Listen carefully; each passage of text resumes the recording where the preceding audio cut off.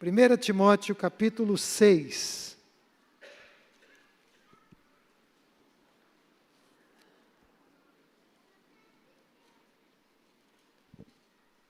E nós vamos fazer uma leitura um pouquinho maior. Vamos ler todo o capítulo 6, que é o último da primeira carta de Paulo a Timóteo. Os que encontraram, digam amém.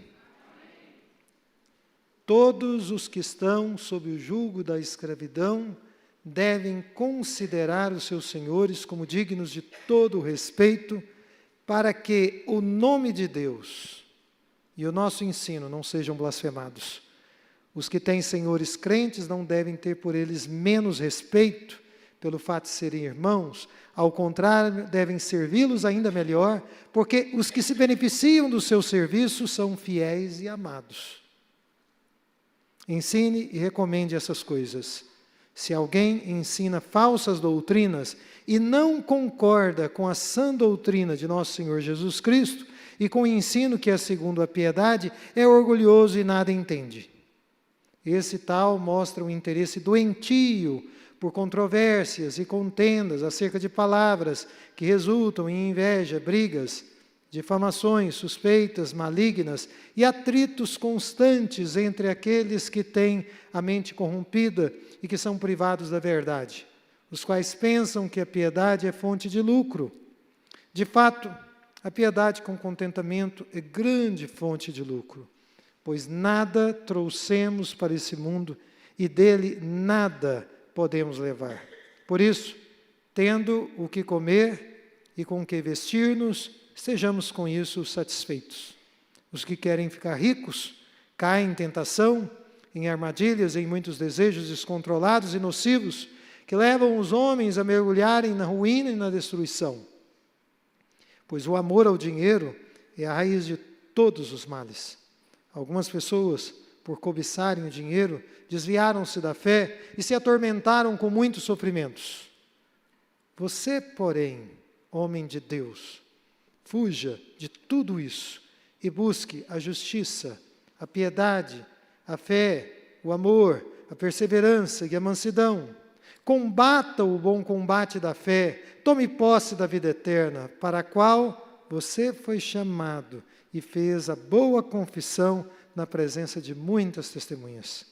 Diante de Deus, que a tudo dá vida, e de Cristo Jesus, que diante de Pôncio Pilatos fez a boa confissão, eu lhe recomendo, guarde esse mandamento imaculado e irrepreensível até a manifestação de nosso Senhor Jesus Cristo. Verso 15, a qual Deus fará se cumprir no seu devido tempo.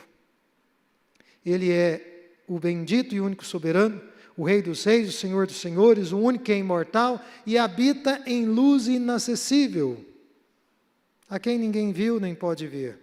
A Ele seja honra e poder para sempre. Amém. Ordene, verso 17, aos que são ricos no presente mundo, que não sejam arrogantes, nem ponham a sua esperança na incerteza da riqueza, mas em Deus, que de tudo nos provê ricamente para a nossa satisfação. Ordene-lhes que pratiquem o bem, sejam ricos em boas obras, generosos e prontos a repartir. Dessa forma, eles acumularão um tesouro para si mesmos, um firme fundamento para a era que há de vir, e assim alcançarão a verdadeira vida. Timóteo, guarde o que lhe foi confiado. Evite as conversas inúteis e profanas e as ideias contraditórias do que é falsamente chamado conhecimento. Professando, alguns desviaram-se da fé. A graça seja com vocês. Curva sua cabeça e feche seus olhos nesse momento.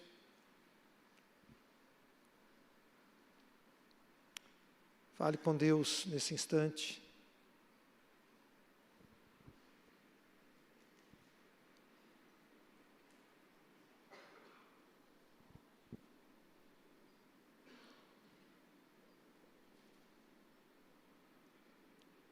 Pai Celestial, nós te louvamos por essa noite, porque estivemos te louvando na companhia do teu povo aqui congregado, aqui reunido, e também na companhia dos teus santos anjos, que certamente estão aqui conosco, prestando conosco o culto que o Senhor merece. Louvado seja o teu nome. Agora que abrimos a tua palavra e a lemos, ministra o nosso coração. Obrigado, ó Deus, porque como igreja temos feito neste ano de 25 a leitura do Novo Testamento. E fizemos a leitura desse mesmo texto essa semana. Agora que nos aprofundaremos nele, ministra o nosso coração. E como temos orado costumeiramente, ajuda-nos a aplicar essa palavra às nossas próprias vidas. Concede-nos dessa graça, em nome de Jesus. Queridos irmãos, nós vamos então meditar pensando no tema por causa do nome de Deus. Vocês sabem que essa primeira carta de Paulo a Timóteo, que nós temos, ela é um documento muito importante, que foi destinado a Timóteo, à igreja de Éfeso e à igreja cristã de todos os tempos, para combater falsas doutrinas. E ela aborda, vocês leram o livro de 1 Timóteo, a carta de Paulo a Timóteo, a primeira, vários aspectos. Por exemplo, Paulo trata da questão da adoração do povo de Deus dentro da igreja, ele trata da questão das lideranças e a formação de lideranças, como deveria ser, e também ele diz detalhes de como deveria ser o culto público a Deus, um culto que deveria e deve ser sempre fundamentado na sã doutrina. E como nós até meditamos aqui, na quarta-feira passada, em nossa reunião de oração e reflexão bíblica, os crentes em Cristo Jesus, segundo Paulo a Timóteo, eles deveriam ter o cuidado de olhar para as pessoas carentes. No texto de 1 Timóteo, representado pelas viúvas. Viúvas, no Novo Testamento, eram um símbolo de pessoas carentes. Eles deveriam ter também uma atenção para com os líderes da igreja, ou as pessoas que atuavam na obra de Deus. E o nosso texto também deixa claro que eles deveriam ter um cuidado com os escravos, que são para nós também uma representação dos empregados, daqueles que trabalham em qualquer área. Tudo que ele havia ensinado nesta carta, tudo que ele ensinou, e que talvez, provavelmente os membros da igreja leram, e talvez os amigos que estão nos visitando já leram, é aplicável a alguns universos. Por exemplo, é aplicável ao mundo do trabalho, é aplicável ao nosso sistema de fé, aquilo que nós cremos e acreditamos, e também é aplicável à nossa administração financeira, a maneira como nós lidamos com o dinheiro. Com tudo isso, o nome de Deus deveria e deve ser honrado. Ou seja, nós devemos tocar a nossa vida, conduzir a nossa vida, lidar com essas coisas, buscando sempre honrar o nome de Deus. Tudo deve ser feito, a gente pode dizer, por amor ao nome de Deus. Assim, Paulo vai destrinchar aqui, nesse último capítulo dessa primeira carta, que no trabalho, ou o trabalho, ele deve ser regido por uma atitude de respeito mútuo e recíproco entre patrões e empregados. E na prática de vida cristã, nós devemos cultivar um viver que busca concordar em todos os termos, sem exceção, com a proposta do Evangelho do Senhor Jesus Cristo. E, finalmente, nesse último capítulo de 1 Timóteo, ele também orienta Timóteo e a igreja de Éfeso e a todos nós a permanecermos, resistirmos firmes ante as pressões que vêm do mundo, sem sucumbirmos, sem nos desviarmos, sem nos afastarmos do caminho. Amém?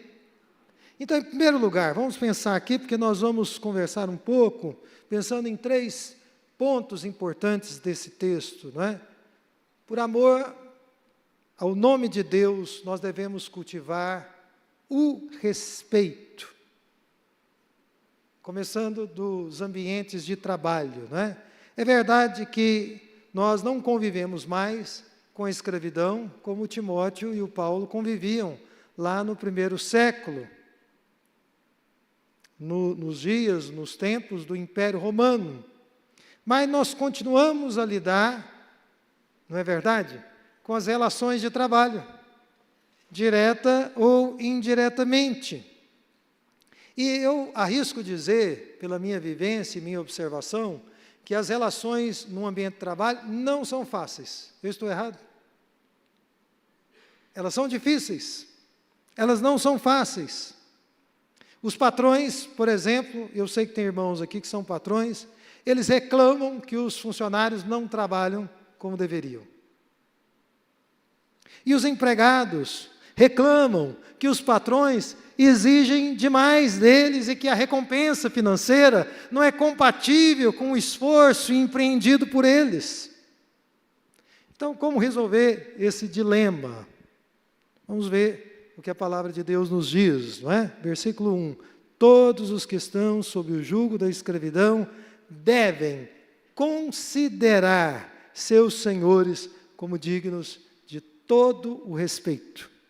Quer dizer, irmãos, o fato de nós não sermos patrões, e muitas vezes nós não somos patrões, muitas vezes nós somos empregados, nós muitas vezes somos subalternos, o fato de nós não estarmos, por exemplo, inseridos nas camadas mais elevadas da nossa sociedade, não nos dá o direito, segundo a Bíblia, de desdenhar daqueles que lá estão. O fato de nós muitas vezes nos sentirmos, e eu ouço muitas pessoas dizerem isso, não é?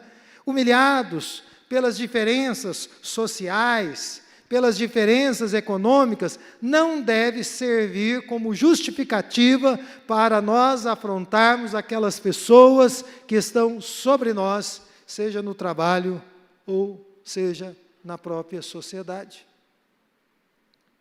É claro que como cristãos, nós vamos sempre laborar e sempre trabalhar por uma sociedade mais justa, por uma sociedade mais igual.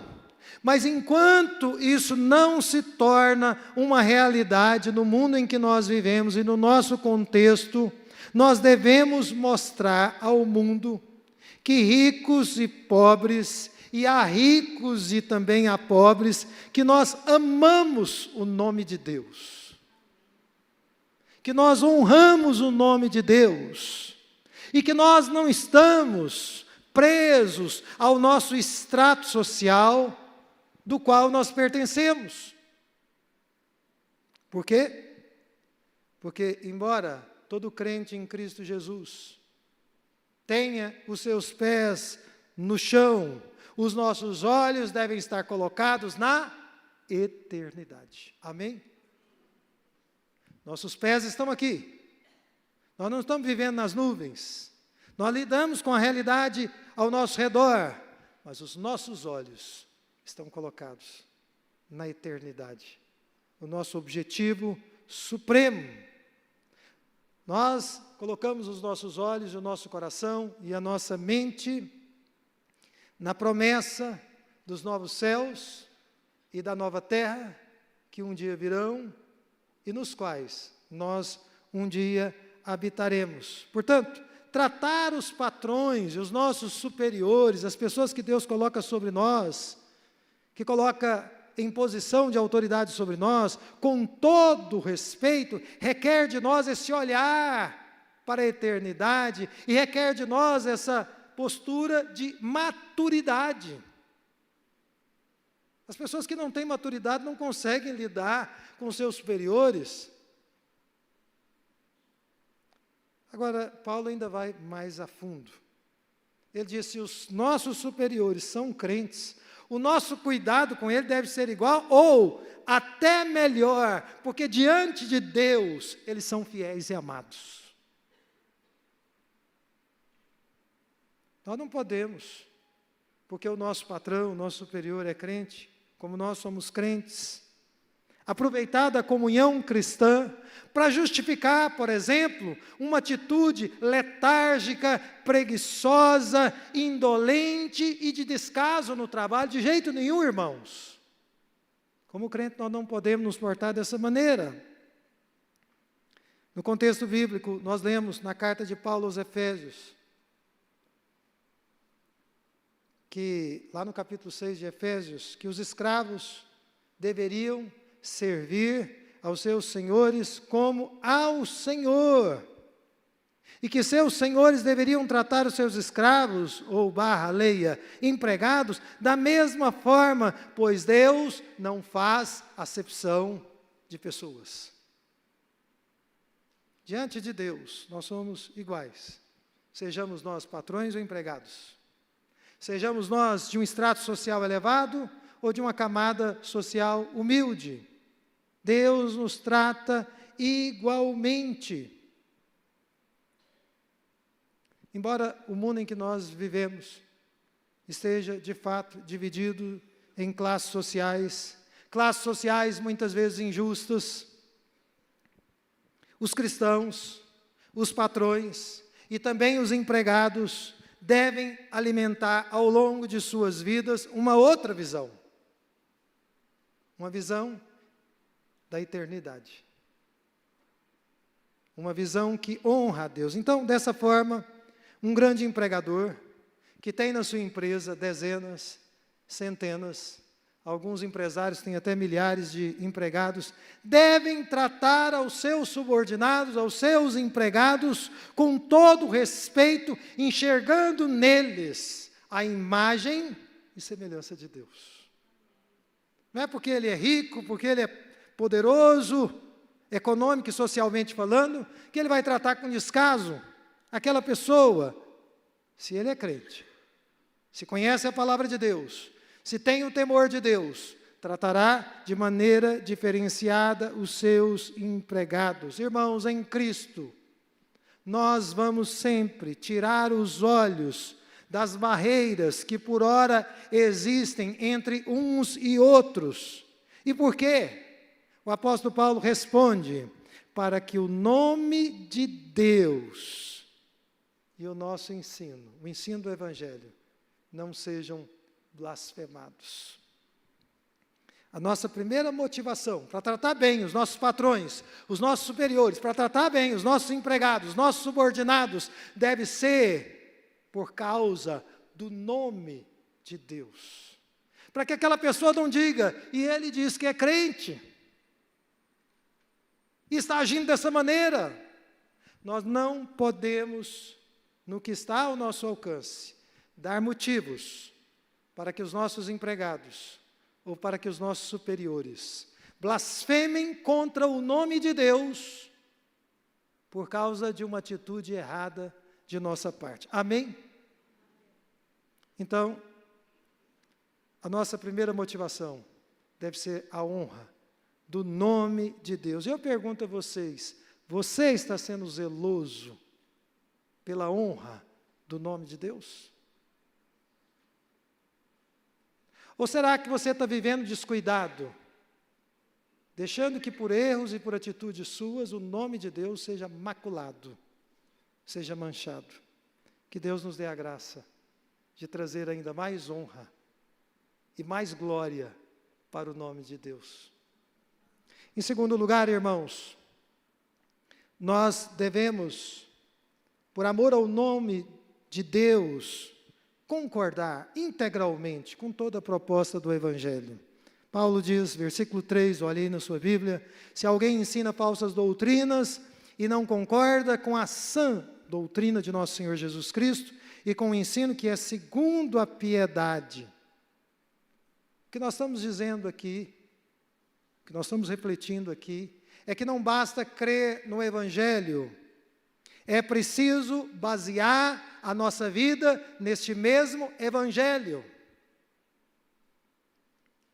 O desacordo com o Evangelho, irmãos, ele vem de várias formas. Ele vem, por exemplo, quando nós, às vezes até brincando, no dia a dia, questionamos a autoridade da palavra de Deus. Quando nós acreditamos que somos mais sábios que Deus, que a palavra de Deus. Quando nós incluímos um item que Deus não incluiu na sua palavra, no nosso código de ética, na nossa vida. Esses são apenas alguns dos fatores geradores de falsas doutrinas e heresias.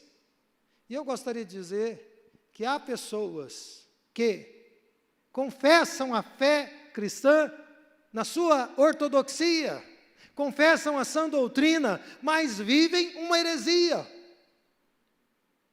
É possível que a pessoa tenha uma confissão de fé maravilhosa, e no dia a dia, viva uma heresia aos olhos de Deus e diante de Deus. Mas Paulo vai a fundo aqui, e ele vai mencionar aqui algumas atitudes que constituem um desacordo com o Evangelho. O primeiro desacordo vem por causa do orgulho, segundo Paulo. Paulo afirma, veja aí no versículo 4 da sua Bíblia, que quem ensina falsas doutrinas é...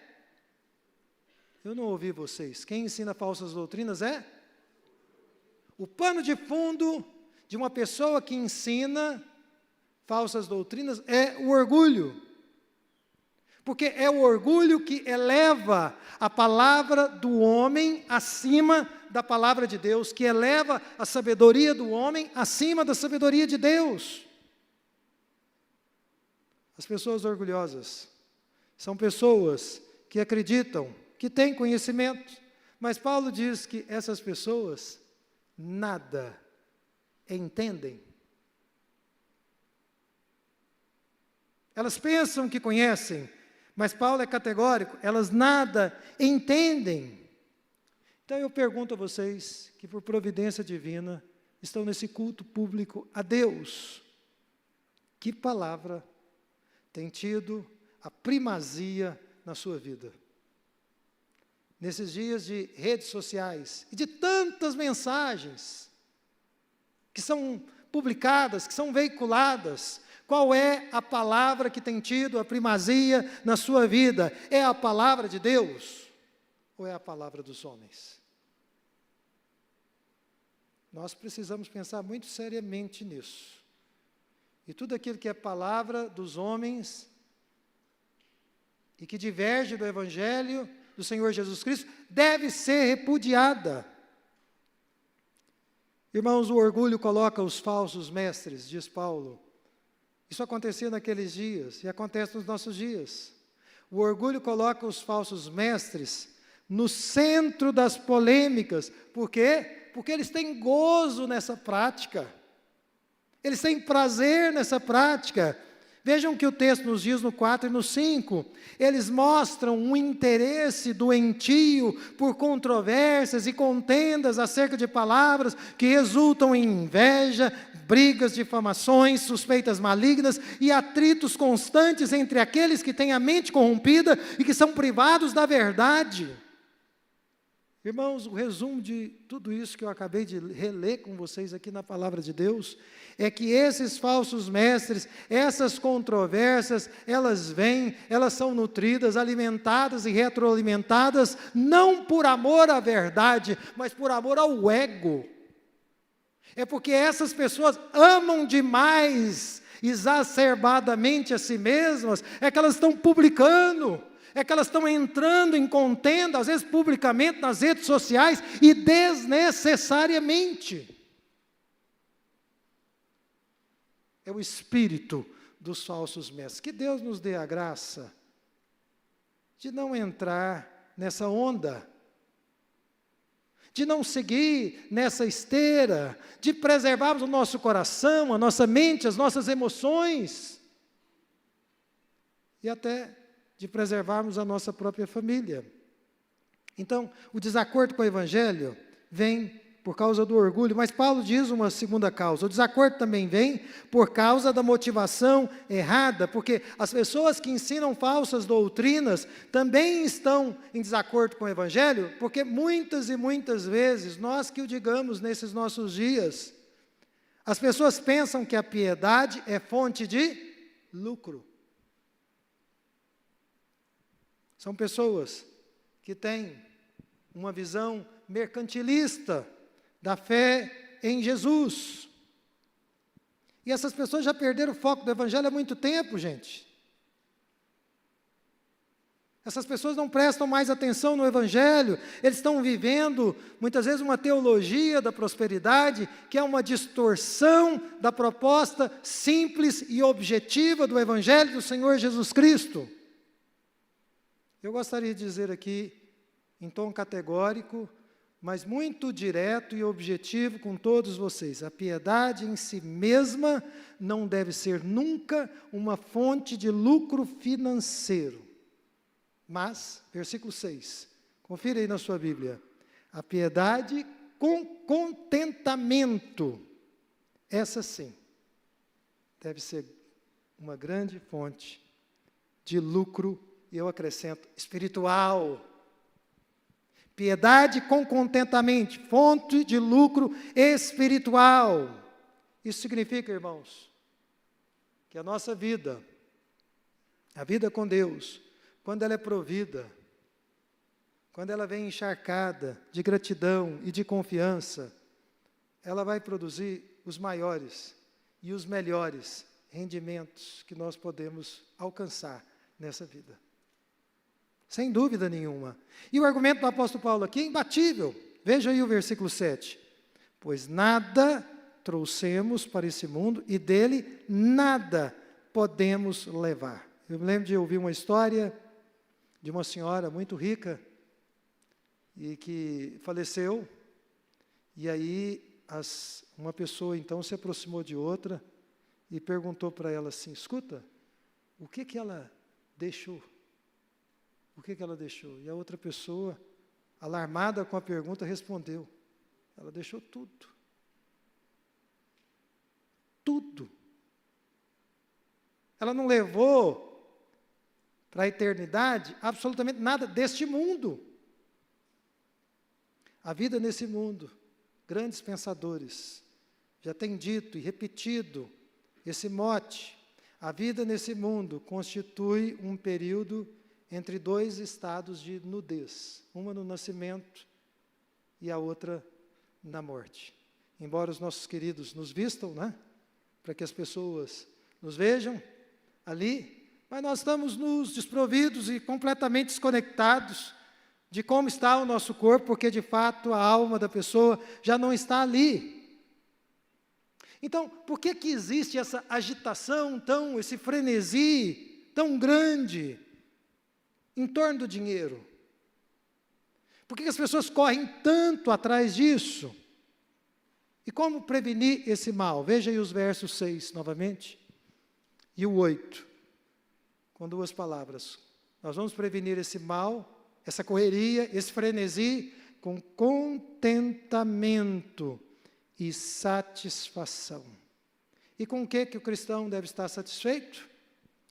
Tendo o que comer e com o que vestir-nos, estejamos com isso satisfeitos.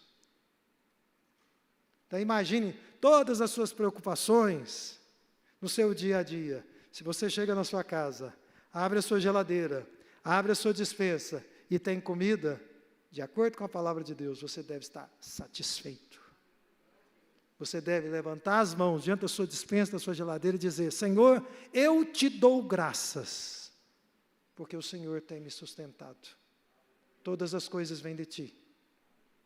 Todas as coisas vêm das Tuas mãos. Irmãos, a sã doutrina do Evangelho do Senhor Jesus Cristo vai nos levar, como eu disse a vocês, e repito pedagogicamente, a colocar os nossos olhos na eternidade. Mas uma vida em desacordo com o Evangelho vai produzir no ser humano, inclusive no crente, uma ambição desenfreada e doentia. Isso pode custar muito, muito caro. Porque a busca pelas riquezas, veja o versículo 9, ela pode levar uma pessoa à queda espiritual, às armadilhas. Paulo, ele é tão psicológico, quando ele detalha isso, que nós não fazemos ideia. Há desejos descontrolados. Imagina uma pessoa que é dominada por desejos descontrolados e nocivos, e finalmente, a busca pelas riquezas pode levar uma pessoa à ruína e também à destruição. Todas essas palavras do apóstolo Paulo. Irmãos, não é pecado ser rico, mas é pecado amar o dinheiro. Por isso, a Escritura nos diz, versículo 10, o amor ao dinheiro é a raiz de todos os males. Então, esse apego ao dinheiro, ele não faz sentido. Aliás, pode levar as pessoas a se desviarem da fé, diz Paulo, e a se atormentarem a si mesmas com muitos sofrimentos. O amor ao dinheiro pode trazer muito sofrimento. Cuidado para você não estar tocando a sua vida, apegado ao dinheiro, e uma pessoa rica pode viver esse estilo de vida, e uma pessoa pobre também pode viver esse estilo de vida, e chegar no final da sua trajetória terrena, totalmente frustrado.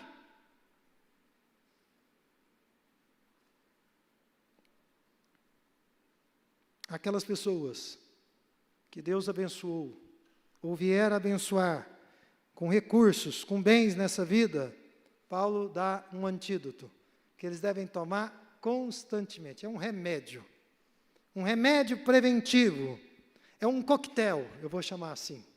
E que coquetel é esse? O que é que contém nesse coquetel? Humildade. Não apego às coisas que possui, a prática do bem, e tudo isso combinado com muita generosidade. Veja o que o texto nos diz no versículo 17 e 18. Ordene aos que são ricos no presente mundo, que não sejam arrogantes, nem ponham a sua esperança na incerteza da riqueza. Toda riqueza é incerta, porque ela pode acabar. Mas em Deus, que de tudo nos provê ricamente, para a nossa satisfação. Ordene-lhes que pratiquem o bem, sejam ricos em boas obras, generosos e prontos a repartir. Gente, essa é uma palavra aos ricos. Mas eu penso que todo mundo que tem uma muda de roupa e que consegue comprar comida para si, precisa tomar desse remédio e compartilhar daquilo que tem.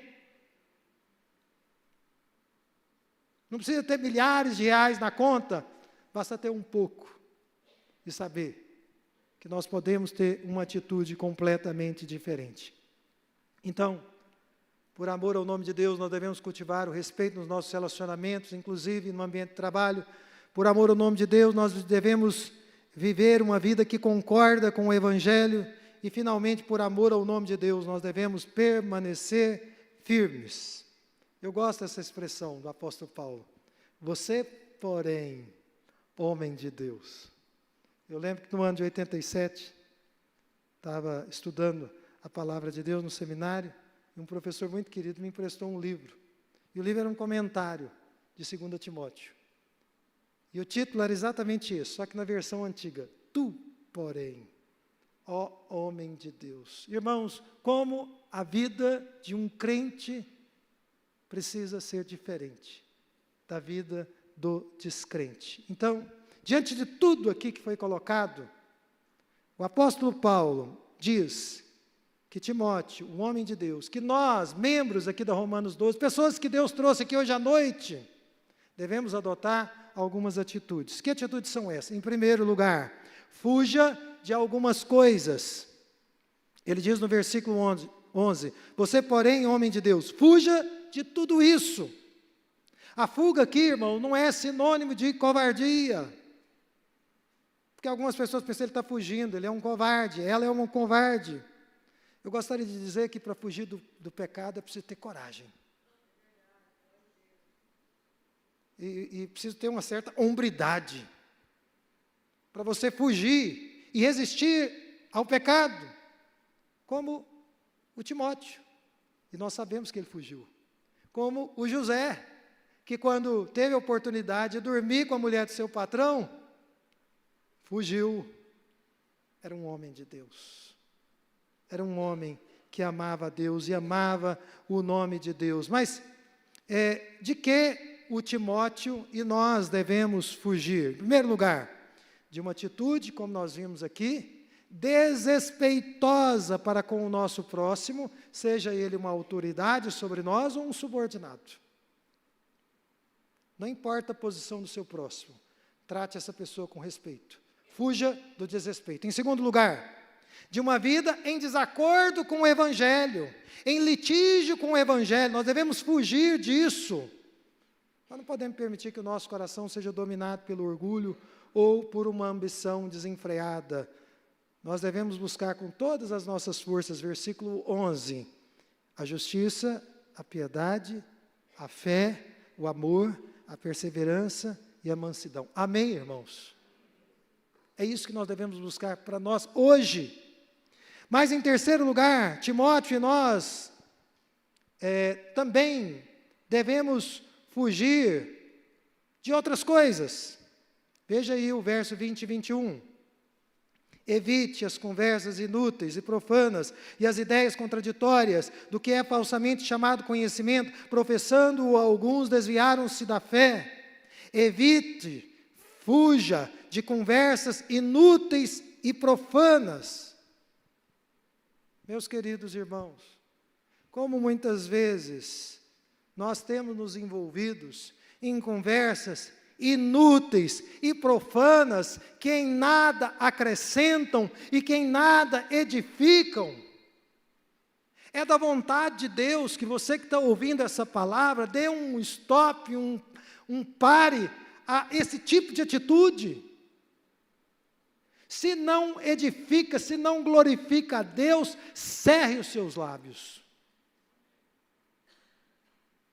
Ore como salmista, e como eu também tenho orado constantemente: Senhor, põe guarda nos meus lábios. Eu já disse para vocês, acho que não tem nenhum dia da minha vida que eu não faça essa oração, é muito raro.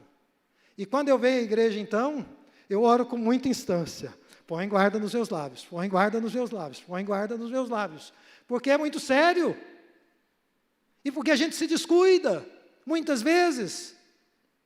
Nós devemos fugir dessas coisas.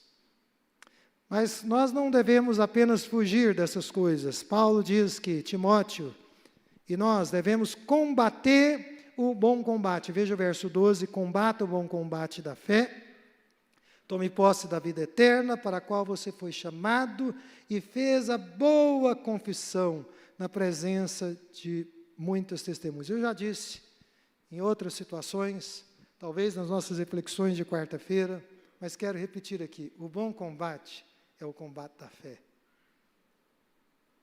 Não pule para dentro de um combate que não vale a pena.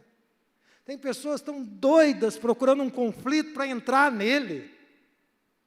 Não faça isso. Combata o bom combate. Se não é bom combate, afaste-se.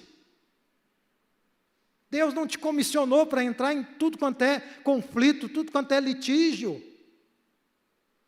Você não recebeu essa delegação da parte de Deus. Tem algumas pessoas que pensam que foram delegadas por Deus para assumir todos os problemas. Eu sou pastor aqui na igreja, mas eu não tenho essa presunção de querer administrar todos os conflitos de vocês. Alguns eu sou chamado e eu tenho que comparecer. E faço isso com alegria, e com amor, e respeito a vocês. Mas eu não tenho condições de administrar todas as coisas. A maioria das pessoas no mundo está engajada em combates que vão dar em nada, que vão produzir o pó, e no final, o sentimento de frustração. Essas pessoas não sabem, não entendem que é a vida com Deus que dá sentido. A nossa existência, o nosso dia a dia. E os outros combates, irmãos, por mais relevantes que eles sejam aqui e ali, eles são secundários, eles não são vitais para nós. São muitas vezes ilusórios. Portanto, irmãos, Timóteo, dessa forma, seguindo com a sua vida, ele deveria tomar posse de quê? Da vida eterna. Ele deveria tomar posse da vida eterna, não é? O nosso desafio é esse: viver cada um dos dias que Deus nos dá nessa terra, nessa vida, mas tomando posse da vida eterna. Você está trabalhando uma repartição, você está trabalhando uma empresa, você está tocando um negócio da sua empresa, você está fazendo uma série de coisas, mas você está fazendo essas coisas tomando posse da vida eterna. Estou caminhando para a glória, estou caminhando para a Nova Jerusalém, é lá que é o meu lar, é lá que é a minha casa. É esse o combate, no qual nós devemos estar engajados, no qual nós devemos tomar parte. E esse combate é uma espécie de chamado que Deus fez a todos nós, não é? No dia em que nós nos voltamos para Ele. Isso aconteceu com Timóteo, porque Paulo relembra ele o dia da profissão pública de fé dele, que foi feita na presença de muitas testemunhas. Eu imagino que todos vocês que foram batizados se lembram de algumas testemunhas do batismo de vocês. São testemunhas do compromisso público de vocês com o Senhor Jesus Cristo. É dessa forma que eles deveriam avançar, combatendo o bom combate e tomando posse da vida eterna. Mas, por amor ao nome de Deus, deveriam permanecer firmes também, em último lugar, tendo consciência de que estava diante de Deus, de que estamos diante de Deus. Veja o verso 13.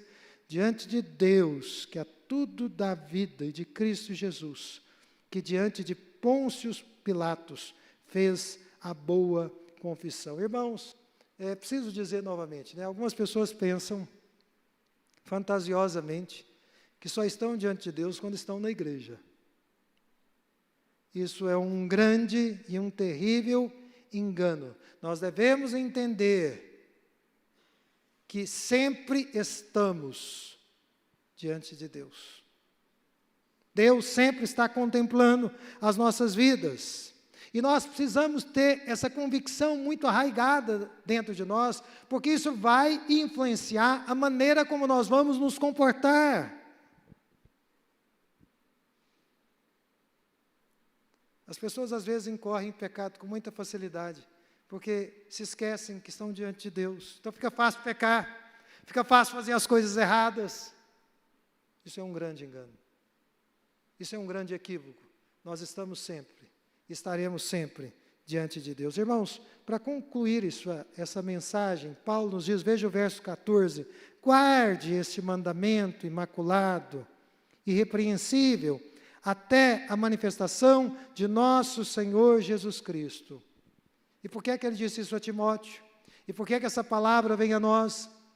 É porque o crente em Cristo Jesus é, acima de tudo e sobretudo, uma pessoa que guarda a palavra de Deus no seu coração. Mas ele guarda ao mesmo tempo em que ele espera a vinda de Jesus. Então, essa é a sina do crente, guardando todos os dias a palavra de Deus no coração e esperando o dia da manifestação de Jesus, porque ele virá. Ninguém sabe quando será, mas nós sabemos que ele virá. Enquanto o aguardamos, nós guardamos a palavra de Deus no nosso coração. Amém? Eu queria concluir essa mensagem aplicando ela a nós muito rapidamente, muito brevemente, enquanto os irmãos do Ministério do Louvor vêm à frente. Paulo vai concluir esse capítulo e a sua carta, sua primeira carta a Timóteo, dizendo o seguinte: a graça seja com vocês. Vamos dizer juntos? A graça seja com vocês, não é? É uma bênção. E nós entendemos aqui, pensando no nosso tema, que nós só podemos viver a nossa vida tendo em alta consideração o nome de Deus, fazer algumas coisas e deixar de fazer outras por causa do nome de Deus, pela graça.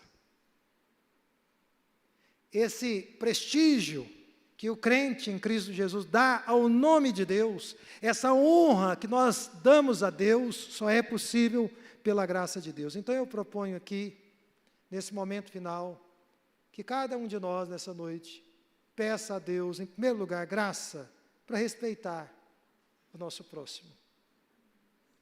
Talvez você andou ou está desrespeitando pessoas que Deus colocou na sua vida, que estão em posições sociais diferentes da sua. Não faça isso, porque isso não agrada a Deus. O que agrada a Deus é que você tenha uma atitude de profundo respeito para com essa pessoa, mesmo que, do ponto de vista da sociedade, ela não seja tão importante assim, mas aos olhos de Deus, ela é. Peça a Deus graça nesse sentido. Em segundo lugar, peça a Deus graça para viver a sua vida em acordo com o Evangelho, e não para pautar a sua vida na palavra do homem, por mais inteligente que ele seja, por mais capaz que ele seja. Não baseie a sua vida na palavra do homem, baseie a sua vida na palavra de Deus, e assim você viverá em acordo com o Evangelho. Tudo aquilo que na sua vida você reconheceu, no momento em que ouviu essa palavra, estava ou está em desacordo com o Evangelho de Jesus Cristo, é o momento para você pedir perdão, arrepender-se e mudar a sua postura.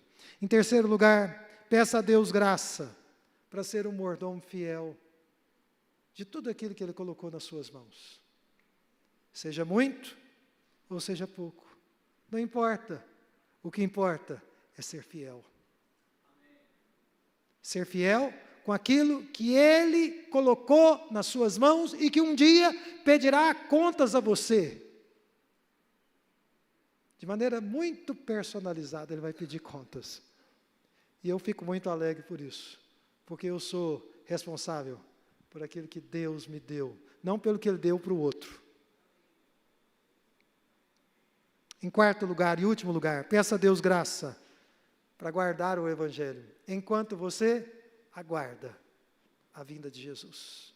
Guarda no coração, guarda a palavra no coração, medita nela de dia e de noite, faça dela a meditação do seu coração, enquanto você aguarda a vinda bendita do Senhor Jesus Cristo, em glória e em majestade. Vamos ficar em pé?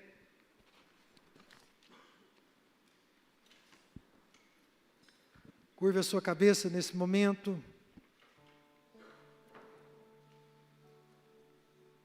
E fale com Deus que é bendito eternamente, que é sublime.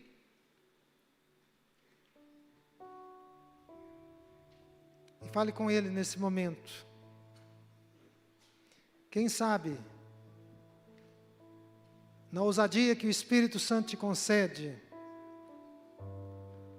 nesse momento você não vai querer desejar orar: Senhor, eu quero dar maior honra ao Teu nome.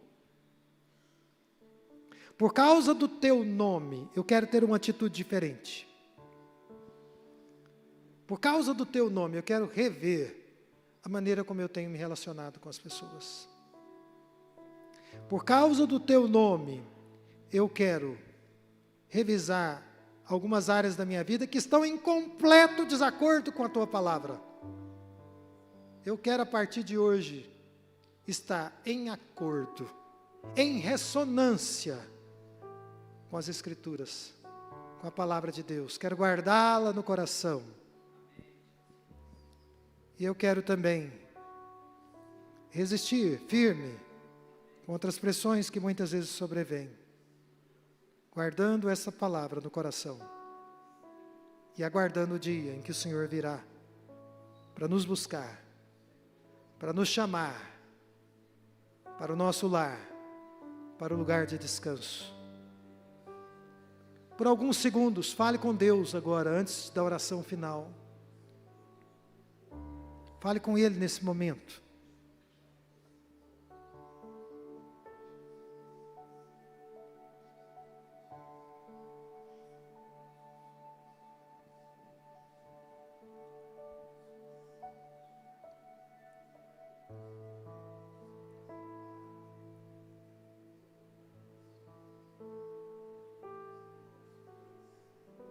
Senhor Deus, louvado seja o teu nome. Aqui estamos, meu Deus. E tudo o que fizermos, queremos fazer por causa do teu nome, levando em consideração o teu nome, buscando honrar o teu santo nome. Senhor querido, usa as nossas vidas para a glória do Senhor, no nome de Jesus. Ajuda-nos a abrir mão de tudo aquilo que fez parte da nossa rotina, do nosso dia a dia, às vezes até de maneira quase que inconsciente, mas que agora, sob a luz da tua palavra, percebemos, te entristecia, te desagradava. Perdoa as nossas faltas, perdoa o nosso orgulho, a nossa arrogância, a nossa soberba, a nossa prepotência. Dá-nos que possamos, como disse o profeta Miqueias, andar com o Senhor de mãos dadas, humildemente. Ajuda-nos, ó Deus. Concede-nos graça. E que o teu nome, que é santo e bendito, possa ser grandemente honrado